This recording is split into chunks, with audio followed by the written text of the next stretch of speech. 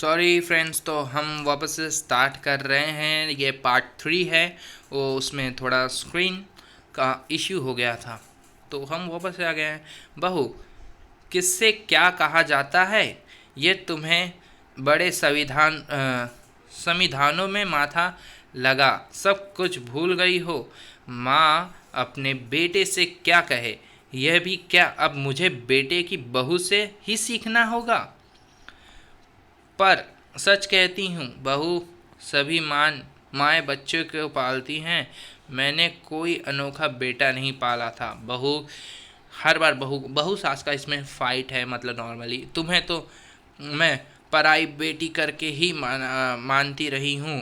तुमने बच्चे आप जैन, आप ही वे दिन काटे, आप ही बीमारियाँ झेली। मैंने खड़े खड़े चाहा कि सास ये कुछ कहकर और कहती, वह इतनी दूर नहीं उतरनी कि इन बातों का जवाब दे। चुपचाप पति के कमरे में जाकर इधर उधर बिखरे कपड़े सजने लगी। दादी अम्मा कड़वे मन में अपनी चारपाई पर जा पड़ी। बुढ़ापे की उम्र की उम्र भी कैसी होती है, ये इम्पोर्टेंट पॉइंट है। नोटिस, बुढ़ापे की उम्र भी कैसी होती है। जीते जी मन से संग टूट जाता है। कोई पूछता नहीं, न जानता नहीं।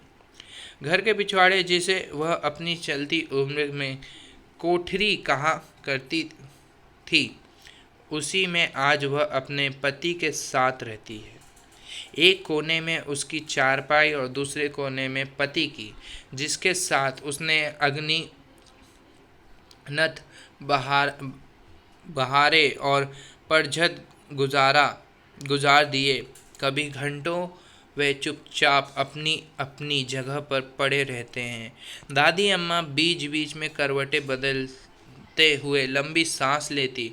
कभी पतली नींद में पड़ी पड़ी वर्षों पहले की कोई भूल बीमारी बात करती। पर बच्चों को दादा से उसे सुनते नहीं। दूसरे कमरे में बहुओं की मीठी दबी हंसी वैसे ही चलती रहती। बेटियां खुले खुले खिलखिलाती हैं। बेटों के कदमों की भरी आवाज़ कमरे तक आकर रह जाती। और दादी अम्मा और पास पड़े दादा ने जैसे बीत गए वर्षों की दूरी झूलती रहती है। आज दादा जब घंटों धूप में बैठकर अंदर आए तो अम्मा लेटी नहीं, चारपाई की बाह बाह पर बैठी थी। गढ़े की धोती से पुराना तन नहीं ढाका था। पल्ला कंधे से गिरकर एक ओर पड़ा था। वक्ष खुला था। आज वक्ष में ढकने को रह भी क्या गया था। गले और गर्दन की झुर्रियाँ एक जगह आकर झटकी हो गई थी। पुरानी छाती पर कोई तिल चमक रहे थे। सिर के बाल उदासीनता से माथे के ऊपर सटे थे। मीन्स जैसे हम लोग कुछ एकदम सैडनेस रहते या कुछ अचानक होता तो उसके बॉडी में कुछ कपड़े नहीं रह गए थे जब दादाजी धूप सेक के आए, और बाल एकदम ऐसा पूरा उसके माथे पे थे, जैसे सो के उठते तब नहीं रहते वैसे। दादा ने देखकर भी नहीं देखा, मतलब देखकर अनदेखा कर दिया, बोलते ना इग्नोर कर दिया वैसा। अपने ऐसा पुराना कोट उतारकर खूंटी पर लटकाया और चारपाई पर लेट गए। दादी अम्मा देर तक बिना हिले डुले वैसी बैठी रही।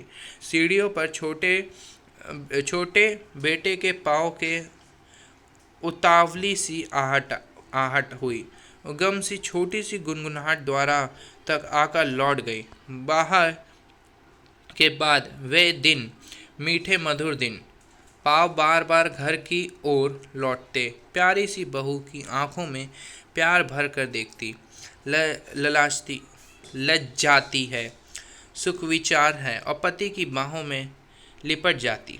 कभी कुछ महीने हुए यहीं छोटा बेटा माथे पर फूलों का सेहरा लगाकर ब्याहने लगा गया था। बाजे गाजे के साथ जब लौटा तो संग में दुल्हनिया थी। मतलब शादी करने गया जब उसका सबसे छोटा बेटा यानी पोता पोते का, हाँ सबसे छोटा पोता वही होगा। सबके साथ दादी अम्मा ने भी पतोहू, देखो मैंने बोला ना पोते की वाइफ यानी पतोहू बोलते हैं उसे, ये टिक कर लेना, मैं ऊपर कर देता हूँ, ठीक है। फर्स्ट लाइन में 1 2 3 4 5 6 7, सेवेंथ वन पतोहू का माथा चूमकर उसे हाथ का कंगन दिया था।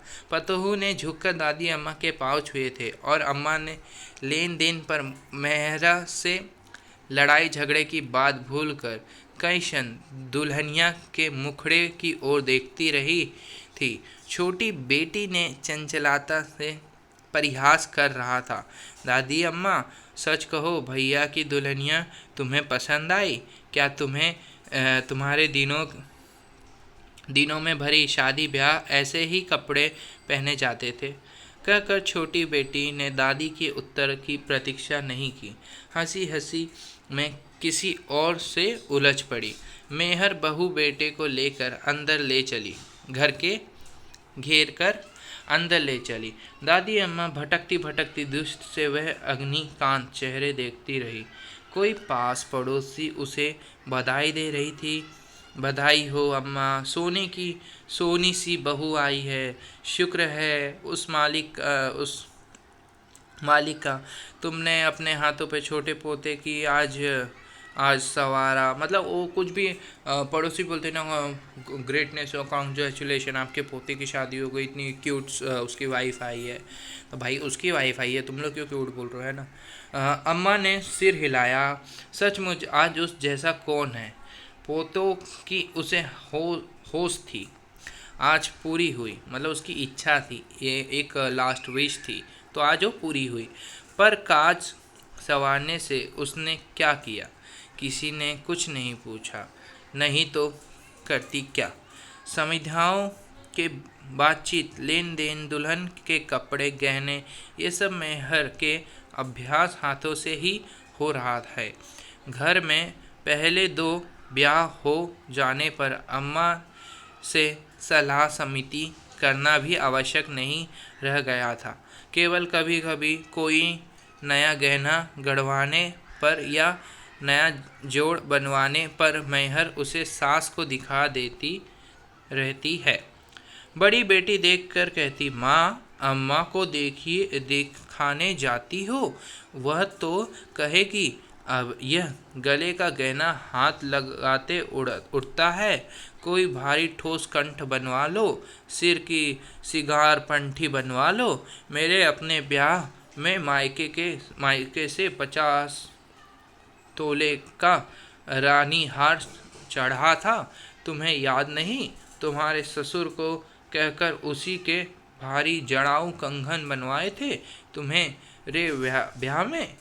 मेहर बेटी की ओर लाड़ से देखती है, लड़की झूठ नहीं कहती। बड़े बेटों की सगाई में, ब्याह में अम्मा बीसियों बार यह दोहरा चुकी है। अम्मा को कौन समझाए कि ये पुरानी बातें पुराने दिनों के साथ गईं। अम्मा नाते रिश्ते भी भीड़ में बैठी बैठी उगती रहती है, मीन्स भीड़ में उगती रहती है। जैसे हम लोग किधर भी जा रहे हैं मार्केट, और मार्केट में कोई अनजान व्यक्ति से हम लोग बोलते तू मेरा ये रिश्तेदार है वो रिश्तेदार है, वैसा। एकाएक आँख खुली तो नीचे लटकते पल्ले से सिर टक लिया मीन्स अचानक से लग गया।